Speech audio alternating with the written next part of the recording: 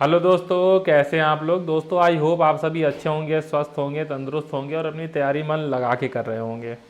दोस्तों आज मैं बात करूंगा यूपी ट्रिपल एससी द्वारा आयोजित मुख्य सेविका एग्ज़ाम 2022 की। जैसा कि आपको पता है, मुख्य सेविका का जो एग्ज़ाम है वो हो चुका है और इसका जो आंसर की है वो भी जारी हो चुका है, लेकिन इसका जो रिजल्ट है वो अभी तक जारी नहीं किया गया है। साथ ही साथ जो रिवाइज्ड आंसर की थी, क्योंकि इसके कुछ क्वेश्चंस में आपको डाउट था, तो उसमें जो है काफ़ी लोगों ने ऑब्जेक्शन किया था, जिसके लिए ऑब्जेक्शन फॉर्म फिलअप कराया गया था। तो उसके बाद जो रिवाइज्ड आंसर की है वो रिवाइज्ड आंसर की फ़िलहाल अभी तक जारी नहीं हुई है और इसी वजह से अभी तक फाइनल रिजल्ट भी जारी नहीं हुआ है और आपका जो डॉक्यूमेंट वेरिफिकेशन टीवी का सिस्टम है वो भी स्टार्ट नहीं हुआ है। तो बात यह है कि आखिर ये प्रक्रिया कब तक स्टार्ट होगी या जो प्रक्रिया चल रही है वो कहाँ तक पहुँची है, इसके बारे में मैं अपडेट आपको देने वाला हूँ। साथ ही साथ एक बात जो मैंने थंबनेल में लिखी है, क्या फिर से धरना देना पड़ेगा। जिस प्रकार से आपको एग्ज़ाम करवाने के लिए काफ़ी आप लोगों को मेहनत करनी पड़ी, तो क्या रिजल्ट के लिए भी वो मेहनत करनी पड़ेगी, उतनी ही मेहनत करनी पड़ेगी। तो आइए आज की वीडियो में जानते हैं कि क्या प्रोग्रेस है आपके रिजल्ट को लेकर के। इसलिए इस वीडियो को लास्ट तक जरूर देखिएगा और चैनल पर नए हैं तो चैनल को सब्सक्राइब करके वीडियो को लाइक ज़रूर कर दीजिएगा।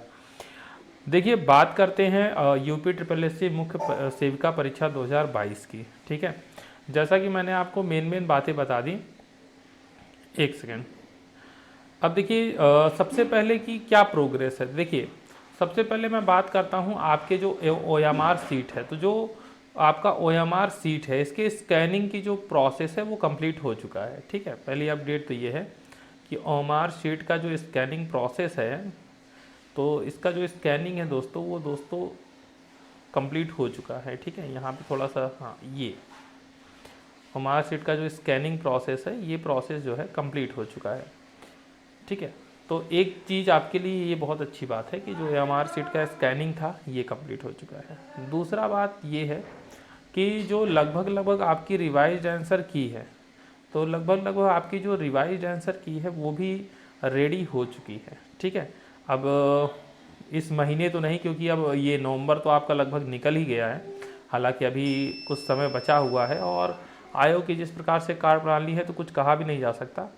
लेकिन ये है कि ये मान के चलिए कि अगर नवंबर ना सही तो दिसंबर में आपको 10 से 15 दिसंबर मान के चलिए, 10 दिसंबर तक आपको रिवाइज्ड आंसर की, ठीक है, रिवाइज्ड आंसर की आपको ज़रूर देखने को मिलेगी। ठीक है, रिवाइज्ड आंसर की आपको ज़रूर देखने को मिलेगी और रिवाइज्ड आंसर की के बाद आपका जो रिजल्ट है वो भी देखने को मिलेगा। लेकिन ये रिजल्ट जो आपका है, ये आपका दिसंबर में रिवाइज्ड आंसर की, और रिजल्ट आपको जो देखने को मिलेगा वो आपको देखने को मिल सकता है जनवरी या फरवरी में। ठीक है, इस पे बहुत कुछ मंशा डिपेंड करती है आयोग की, कि आयोग की क्या मंशा है। हालांकि जो सुबह देखी जाए, क्योंकि देखिए जैसा कि आपको पता है कि 2024 में चुनाव है, इलेक्शन है, लोकसभा का इलेक्शन है। ठीक है, और यूपी में भी आपको पता होगा कि यूपी में भी बीजेपी की सरकार है और केंद्र में भी बीजेपी की सरकार है, मोदी जी का चुनाव होगा। कहीं ना कहीं काम तो दिखाना भी पड़ता है। अगर राज्य में भी सरकारें हों सेम पार्टी की, तो उनको तो कुछ ना कुछ तो दिखाना पड़ता है। और काफ़ी पुरानी 2022 की वैकेंसी है ये, एक लेखपाल वाली है। ठीक है, तो कहीं ना कहीं एक आयोग को भी पता है कि हमें कुछ रिजल्ट भी दिखाने हैं, कुछ नियुक्तियां भी हमें देनी है। और चूंकि ये लड़कियों से जुड़ा हुआ, महिलाओं से जुड़ा हुआ मामला है और कई मुद्दों पर, कई मौक़ों पर सीएम योगी जी और माननीय प्रधानमंत्री मोदी जी समय समय पर नारी शक्ति की बात करते रहते हैं और जो महिला वोट बैंक है उस पर भी नज़र बीजेपी की रहती है। तो इस नाते भी ये प्रायोरिटी में है। ठीक है, क्योंकि देखिए दो वैकेंसी प्रायोरिटी में है। एक तो देखिए जो लेखपाल वाली वैकेंसी है, लेखपाल वाली वैकेंसी क्या है ना कि इसमें काफ़ी हाईलाइटेड, एक तो 8085 पदों के लिए वैकेंसी थी, काफ़ी ज़्यादा लोग इसमें जुटे हुए हैं और ये स्टेडियम वगैरह में लेकर के पोस्टर वगैरह भी चले गए थे, आपको पता होगा। तो काफ़ी चीज़ें हाईलाइट हो गई थी, इस वजह से सरकार की काफ़ी किरकिरी हुई। तो एक ये है, और आपने भी काफ़ी मेहनत की थी जब आपका रिजल्ट नहीं आ रहा था, तो उस टाइम पे आपने भी काफ़ी मेहनत की थी, जिसके बाद आपका रिजल्ट पॉसिबल हो पाया था।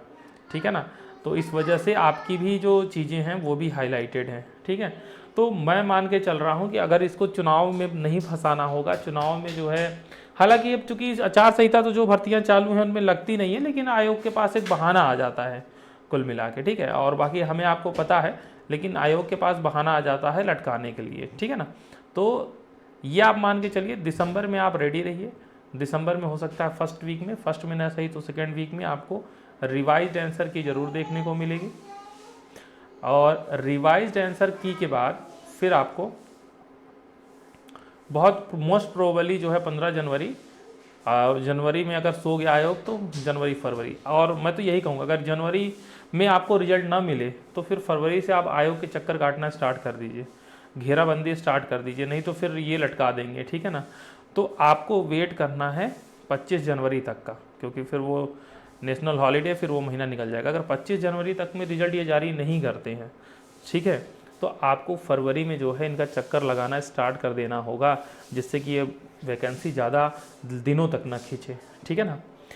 अब बात करते हैं कट ऑफ की। कट ऑफ के लिए देखिए क्या है कि अभी रिवाइज्ड आंसर किया जाएगा तो थोड़ा सा पिक्चर और क्लियर हो जाएगा, लेकिन जो डेटा लेवल है जो आप लोग बताते हैं पेपर दे के आते हैं, और जो डिफ़िकल्टी लेवल की बात करें तो ये मान के चलिए कि यूआर का, ओबीसी का और ईडब्ल्यूएस का, जैसा कि कई सारी भर्तियों में देखा गया है, इनका जो कट ऑफ है वो सेम ही जाता है, ठीक है ना।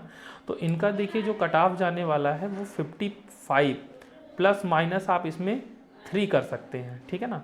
तो 55 प्लस माइनस आप इसमें 3 कर लें, ये यूआर जनरल और ओबीसी का कट ऑफ होगा, ठीक है ना। इसके अलावा अगर हम बात करें तो इसके अलावा अगर हम बात करें एक सेकेंड, इसके अलावा अगर हम बात करें दोस्तों, इसके अलावा अगर हम बात करें इसके अलावा अगर ये एक सेकेंड दोस्तों पेन नहीं चली, एससी की बात करें तो एससी का जो कट ऑफ होगा वो 50 प्लस माइनस 3 कर सकते हैं आप। इसके अलावा एसटी का जो कट ऑफ जाएगा वो आप कर सकते हैं 45 प्लस माइनस 3। तो ये दोस्तों देखिए ये कट ऑफ आपका रहने वाला है इसी कट ऑफ के आसपास। देखिए मेरी तो मंशा है कि कट ऑफ और कम हो जाए, क्योंकि बहुत सारे लोग जिनका 50 से कम है वो कहेंगे कि सर मेरा हो पाएगा कि नहीं हो पाएगा, 45 है मेरा हो पाएगा कि नहीं हो पाएगा। बात ये है कि हो सकता है कि 50 के आसपास जो है, जनरल ओबीसी डब्ल्यूएस की बात कर रहा हूँ, आप डीवी के लिए तो बुलाए जाएँ, डीवी के लिए तो कॉल हो जाए, लेकिन फिर वही बात होती है ना कि फाइनल सिलेक्शन की बात होती है, ठीक है ना। तो ये आपका कट ऑफ रहने वाला है, प्लस माइनस 3 आप कर लीजिएगा, इसके आसपास ही कट ऑफ आपको देखने को मिलेगी। बाकी रिवाइज आंसर की आ जाती है तो एक बार फिर से कोशिश करेंगे कि एक अप्रॉक्सीमेशन करें कि क्या आपका प्लस माइनस हो रहा है। पहले तो ये देखना पड़ेगा कि उसमें जो क्वेश्चन हैं किन क्वेश्चन पे क्या प्रक्रिया अपना रहा है, तो उस बात पे भी डिपेंड करेगा। बाकी ये जिनकी कट ऑफ है तो वो थोड़े से रिलैक्स हो सकते हैं। बाकी रिलैक्स होने का मतलब ये नहीं कि अगर आप कोई दूसरे एग्जाम की तैयारी कर रहे हैं तो उसको छोड़ दें। आप इसके अलावा अगर दूसरा पेपर आपने भरा हुआ है एग्जाम की तैयारी कर रहे हैं तो बिल्कुल उसमें लग जाइए, और ये चीज़ें अपनी समय पे ही होंगी। बस हाँ, जैसा कि मैंने बताया कि अगर जनवरी तक आपको रिजल्ट नहीं मिलेगा तो आप फरवरी फिर वेट मत करिएगा कि फरवरी वेट कर ले, फरवरी से आयोग के चक्कर लगाना स्टार्ट कर दीजिएगा, ठीक है ना। और बस एक आपसे रिक्वेस्ट है, अगर आप माने, हालांकि इसमें कोई खर्चा नहीं लगना है, कोई टेंशन की बात नहीं है, वो है कि वीडियो को लाइक ज़रूर कर दीजिएगा। वीडियो को लाइक नहीं करते हैं आप लोग, वीडियो को लाइक ज़रूर कर दीजिएगा, और चैनल पर नए हैं तो चैनल को सब्सक्राइब जरूर कर दीजिएगा, जिससे कि जो भी लेटेस्ट अपडेट हैं, लेटेस्ट इन्फॉर्मेशन आपको मिलती रहे, सही इन्फॉर्मेशन आपको मिलती रहे। बाकी बहकाने के लिए तो कोई कुछ भी बोल सकता है, ठीक है ना। और इस वीडियो को ज़्यादा से ज़्यादा लोगों तक शेयर कर दीजिएगा। बहुत ज़्यादा आपको परेशान होने की ज़रूरत नहीं है, जो चीज़ें मैंने बताई हैं वो उसी तरीके से अपने समय पर चलेंगी, ठीक है। और जैसे कोई लेटेस्ट अपडेट आती है तो मैं आपको ज़रूर जानकारी दूंगा। मिलते हैं अगले वीडियो में, अगले अपडेट में, तब तक के लिए धन्यवाद।